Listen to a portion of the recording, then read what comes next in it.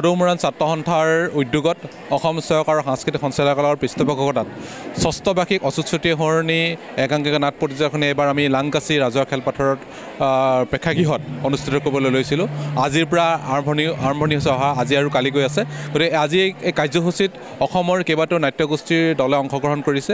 আমি আচলতে আশা কৰিছোঁ যে আমাৰ নৱপ্ৰজন্মৰ সকলো ৰাইজক, আমাৰ যুৱক যুৱতীসকলক আগুৱাই নিয়ে আৰু নাটকৰ প্ৰতি আকৰ্ষণ আৰু অভিনেতাৰ প্ৰতি অভিনয় জগতৰ প্ৰতি আমাৰ নতুন প্ৰজন্মৰ সকলক কেনেদৰে আগুৱাই যাবলৈ এই উদ্দেশ্যে আমি কাৰ্যসূচী আয়োজন কৰিছোঁ। লগতে আৰু অসম মৰাণ জনগোষ্ঠীৰ এগৰাকী অনাতাঁৰ শিল্পী অচ্যুত চুতীয়াৰ শ্ৰীৰাজী, যিহেতু তেখেতে প্ৰথমগৰাকী মৰাণৰ অনাতাঁৰ শিল্পী, তেখেতক চিৰযুগমীয়া কোৱাৰ আশাৰে কাৰ্যসূচীৰ আয়োজন কৰিছোঁ। আৰু আজি এই কাৰ্যসূচী ইতিমধ্যে আমাৰ উদ্বোধনী অনুষ্ঠান শেষ হৈ গৈছে আৰু এই উদ্বোধনী অনুষ্ঠানত অসমৰ এগৰাকী বিশিষ্ট অভিনেত্ৰী ৰিম্পী দাস ডাঙৰীয়ানী উপস্থিত আছিল আৰু লগতে কেইবাগৰাকী বিশিষ্ট ব্যক্তি উপস্থিত আছিল। আমি আশা ৰাখিছোঁ আচলতে আজি কাৰ্যসূচীৰ প্ৰতিটো কাৰ্যসূচী সফলভাৱে অনুষ্ঠিত হ'ব। নিশ্চিতভাৱে অহা কালিকৈ হ'বলৈ কাৰ্যসূচীটো সুন্দৰভাৱে সফল হ'ব। গতিকে সকলো ৰাইজক আমি নাট উপভোগ কৰিবলৈ আমি সাদৰে আমন্ত্ৰণ জনাইছোঁ।